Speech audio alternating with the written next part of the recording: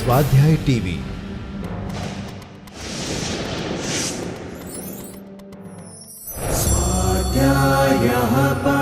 Doctor Baba Saheb Ambedkar open university.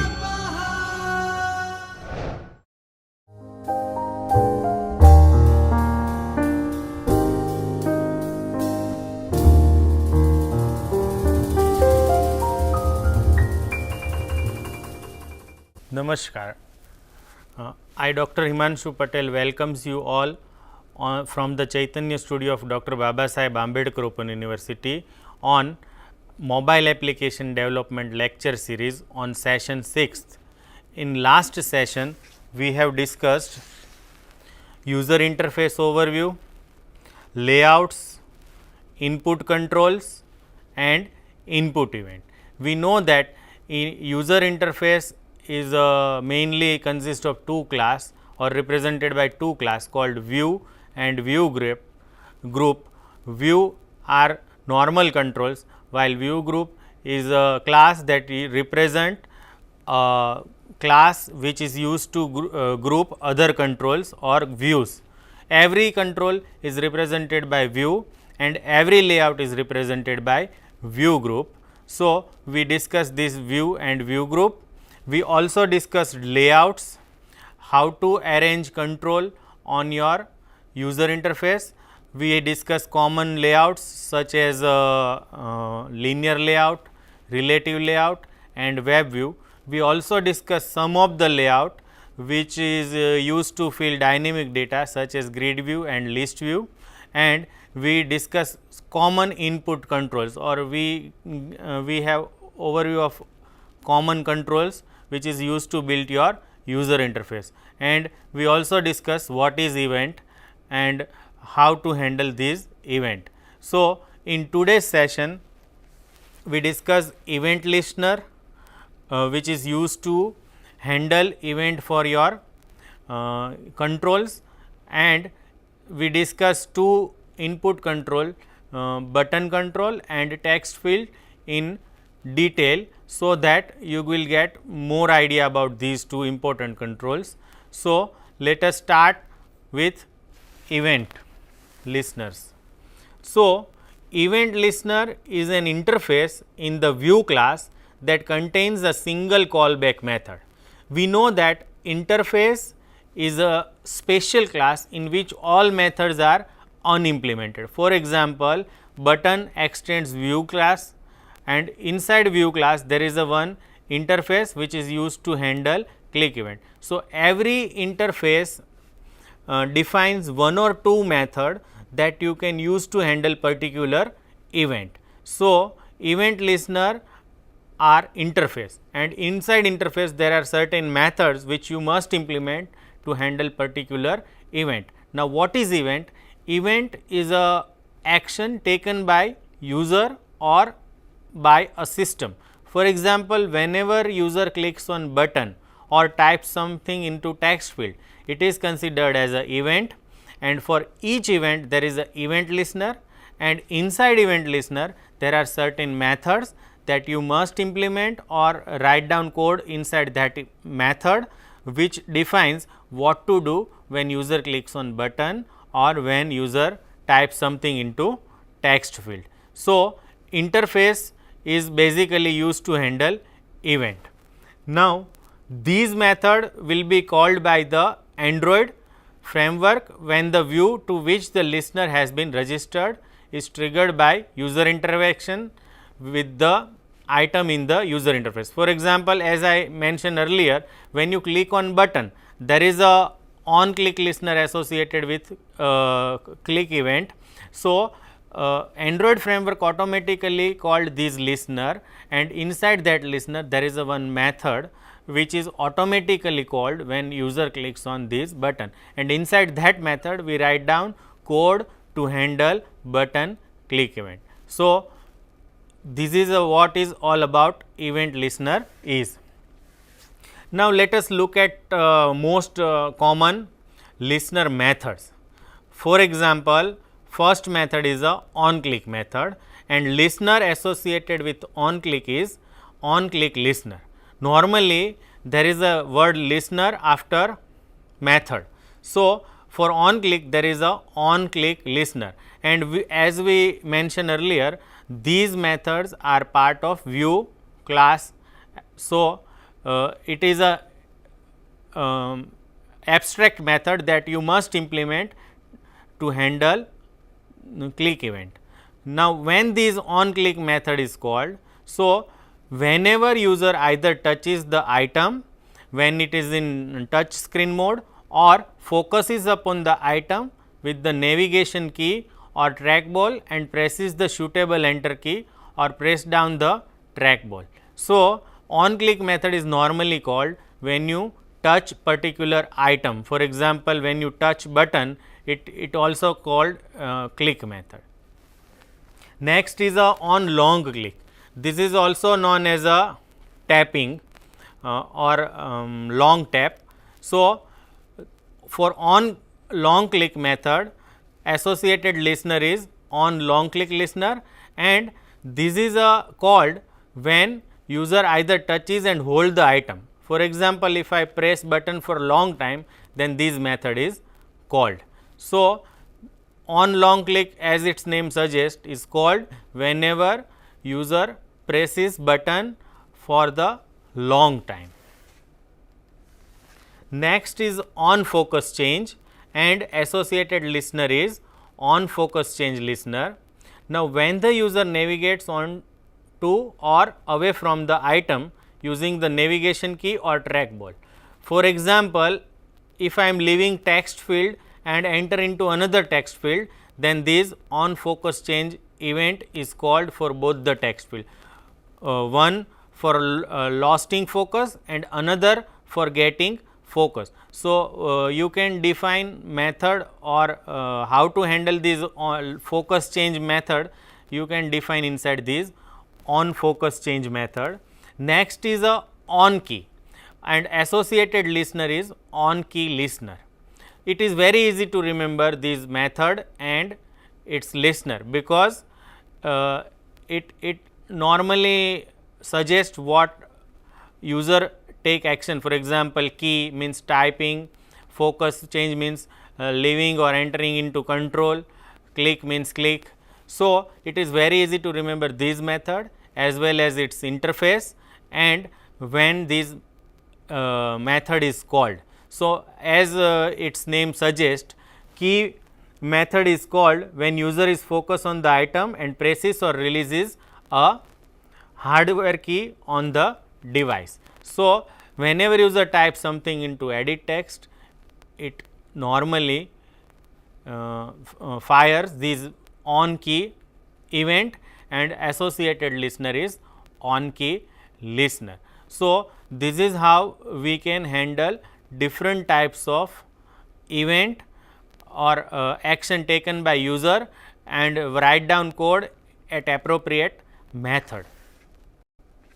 Next is a on touch. So, it is associated listener is on touch listener, and when it is called when the user performs an action qualified as a touch event, including a press, a release or any movement gesture on the screen with the bound of the item. So, whenever a user touch something which is inside area of your control, it is normally activates this touch event, and you can write down code inside this on touch method. And next is on create context menu. So, Android, whenever you create Android project, it by default provides you a menu with setting option. So, these on create context menu, there is associated listener called on create context menu listener, and first time you load your project, this method is called. So, these are the various types of method, associated listener, and when this method is called is specified in the screen. Now, let us look at two controls, button and text field. First, we discuss button control. So, button control consists of a text or an icon or you can have both text as well as icon that communicates what action occurs when the user touches it. You can see in the screen there are 3 buttons. One is alarm button which has only text with caption alarm. Next button is only with icon, and last button has a both text and icon. So, on button you can display either icon, text or both. Now, let us look at how to display text, how to display icon and how to display both. Now, let us look at how to display button with only text. So, we write down this code inside layout file which is XML file. So, for button we have button element and first attribute is Android layout underscore width, which in which we write down wrap underscore content, which means button width is according to its caption. Then we write down Android colon layout underscore height, which is second attribute, and inside that we also write down wrap underscore content. So, your button size is proportional to your caption size. Now, third is most important part, which is Android colon text. Here we write down @string / button underscore text. Now, these @ indicates a resource. So, we have string resource and we have a resource name is button underscore text. So, whatever you define in button underscore text resource as a string will be displayed as a caption. So, in this case it may be alarm. Button underscore text is the name of resource, but the value may be alarm. So, that is we define inside string dot XML file. So, later on we see how to write down these resource string resource, but you can also write down hard coded string, means in double quotes you can write down alarm and not @string / button underscore text. So, this is how you can also display text. Next we look how to display icon. So, here we use image button element. So, image button element is used to display button with image. We already discussed first 2 attributes. So, we are skipping that and we directly see the third element, which is Android colon src. So, third attribute specifies that again @drawable is the resource of type image and button underscore icon is the name of your icon file. So, these file should be in drawable folder that we have already discussed in project structure. So, you have to place your icon file inside drawable folder and from that you can fetch your icon in button caption. So, this is how you can display button icon. Next we see how to display both icon and text. So, here again we use button element. First 2 are already explained, third is also explained, but now in this case we use Android colon drawable left. So, these element actually specifies or used when we want to display text as well as icon. So, here we specify icon to be displayed on the left side of the text. So, here we write down Android colon drawable left.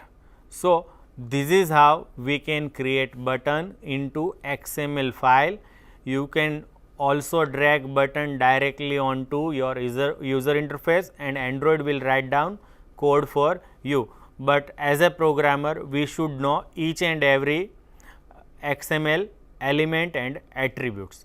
So, this is how we can create button. The next thing is how to handle these click event. Whenever user press click button when what to do to handle this press or click event. So, for that we already discussed event listener. For that we have on click method and associated listener is on click listener. So, let us look at how to handle this button press or click event. So, when the user clicks a button, button object receives on click event, that we know. We can define click event handler for button in two ways. There are two ways associated to handle click event. One is write down your event handler inside XML file itself or XML element itself, and second, you can handle this click event programmatically. So, we look at both the ways. First way is an XML file. So, we start with that. Here you can see XML file which represents your layout. So, we already discussed this button element ID. ID is the name of your button. So, ID attribute is also very important. Here our button name is button underscore send. Now, last element is Android colon on click. This is a way to specify your event handler. So, here we write down send message. So, you must define this send message method inside your activity file, which is a Java file associated with this user interface, and inside this public void send message, which takes one argument called view object, you can write down code to handle button click event. For example, this button is pressed, this public void send message view is called, and inside this we do something in response to button click event.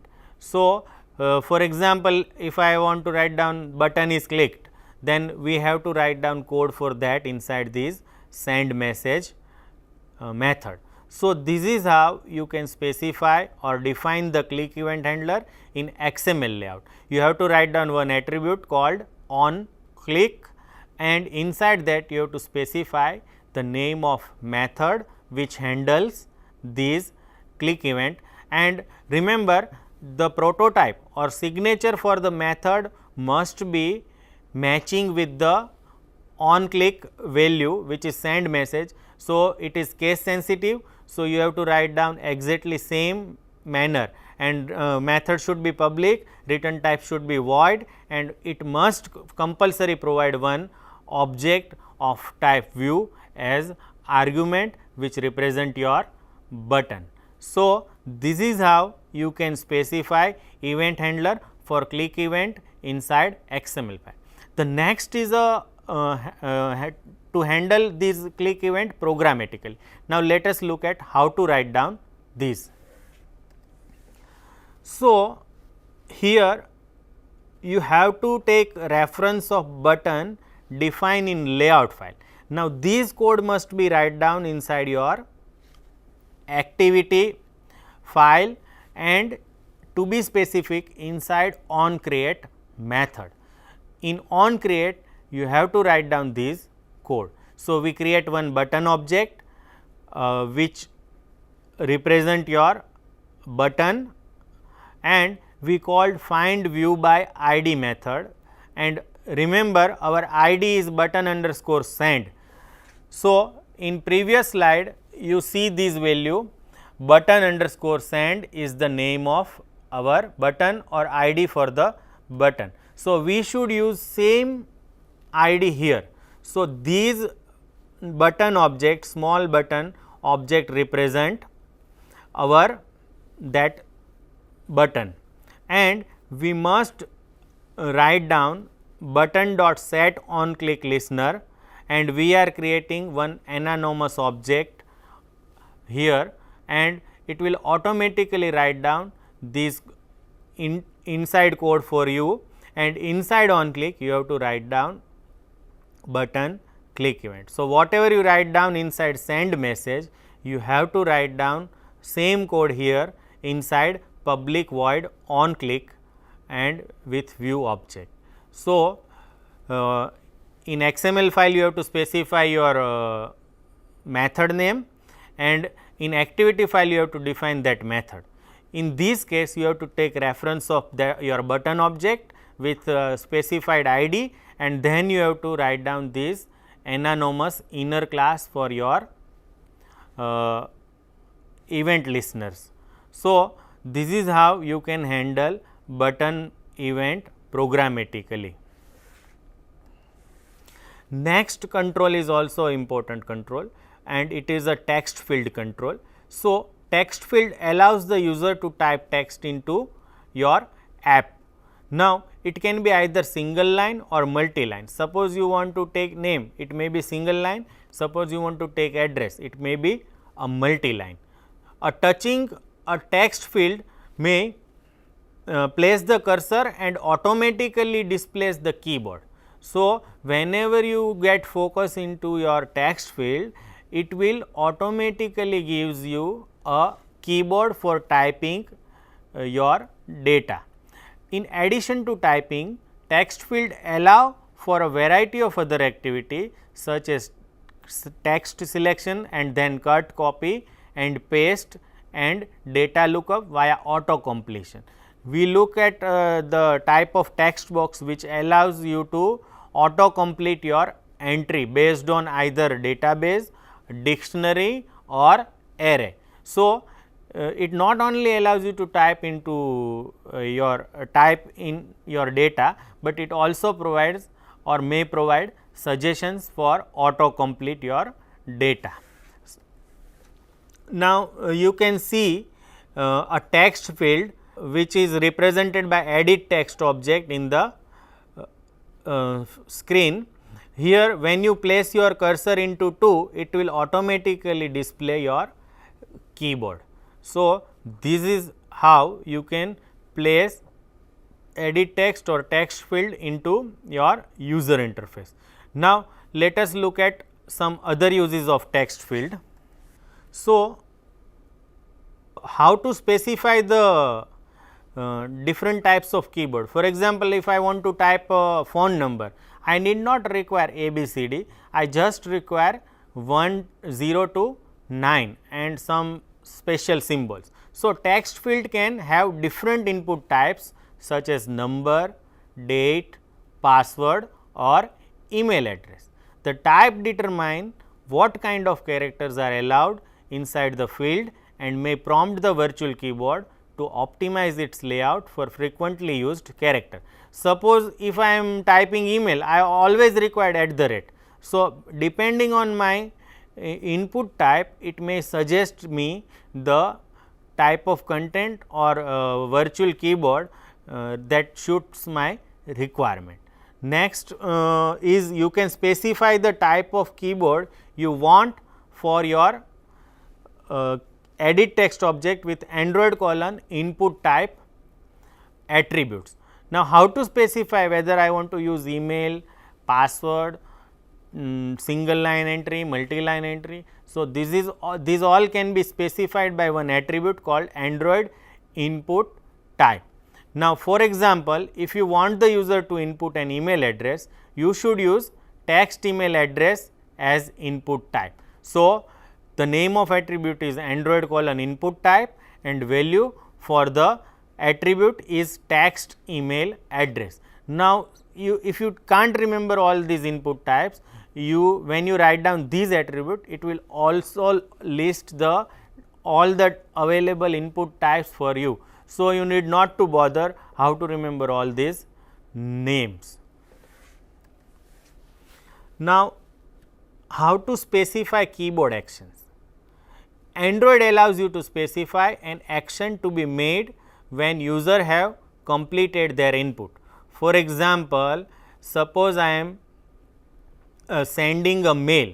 So, after typing all these, I should have a send button. So, depending on the or after finishing typing, it will prompt you for some action.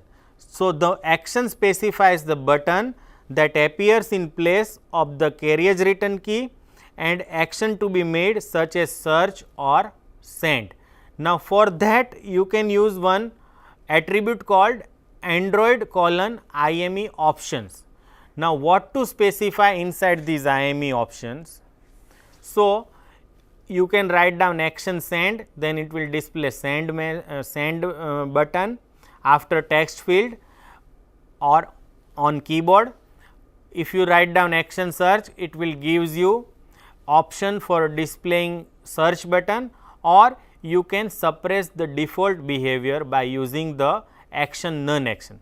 Now, suppose I have 3 text field, first name, middle name and last name. So, whenever I focus into first name and type something, it will show me next button in my enter key or on keyboard. So, by clicking on these I can focus into a next input field. So, this is default behavior. You can suppress this default behavior by using action none value for the Android:IME option. Now, suppose it displays next. Now, what to do when this button is pressed? So, this is how you can respond to action button events. So, here we create one edit text object whose ID is search, and we write down set on editor action listener. Inside that we have one method called public boolean on editor action, and argument is text view, action ID and key event, which key was pressed. So, initially we set handled variable as a false, and if action ID is send button, then we send message which may be typed in some keyboard. We write down send message method for handling message, and then we set handled to true, and if it is not send action, then we return handled, which is false. So, you can write down code for action button using these interface. You can see different types of keyboard specified by input type. So, this first is a default text input type, another is phone input type, and last is a text email address input type. Here you can see @ sign, but in other keyboard you can't see this, and inside the phone input type you can see only digits. So, this is how you can specify input type for your text field. Now, there are other input types also. For example, if I write down text cap sentences, then normal text keyboard capitalize the first letter for each new sentence. So, likewise you can see other input types with appropriate description. So, you can go through this all the input types. Now, what to do when I want to use multiple input types? I want to use email address. For example, I want to use name of person, but each character should be capitalized. So, I specify input type as a text input, and another requirement is every word should be capitalized. So, I have to use 2 input types. So, you can use multiple input types with a pipe sign between them in value field. So, multiple input type is also can be used, and you have to separate them by pipe sign. So, this is an example that shows how to use multiple input type. Here we use postal address, but all words should be capital and there should be no suggestions for autocomplete. So, this is how you can use multiple input type.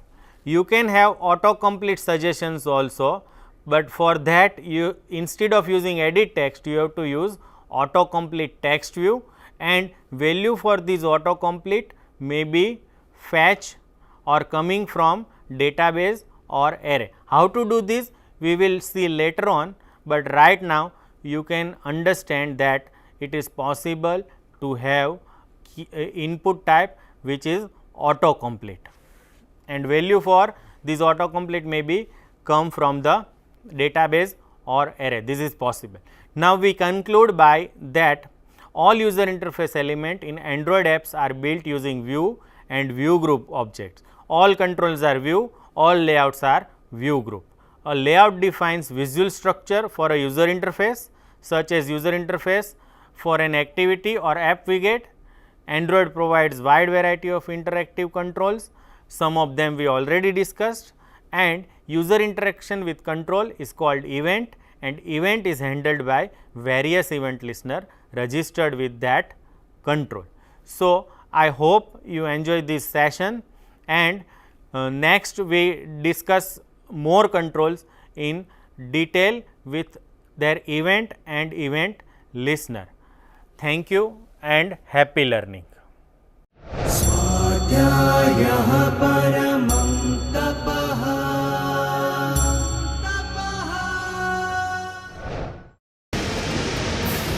स्वाध्याय TV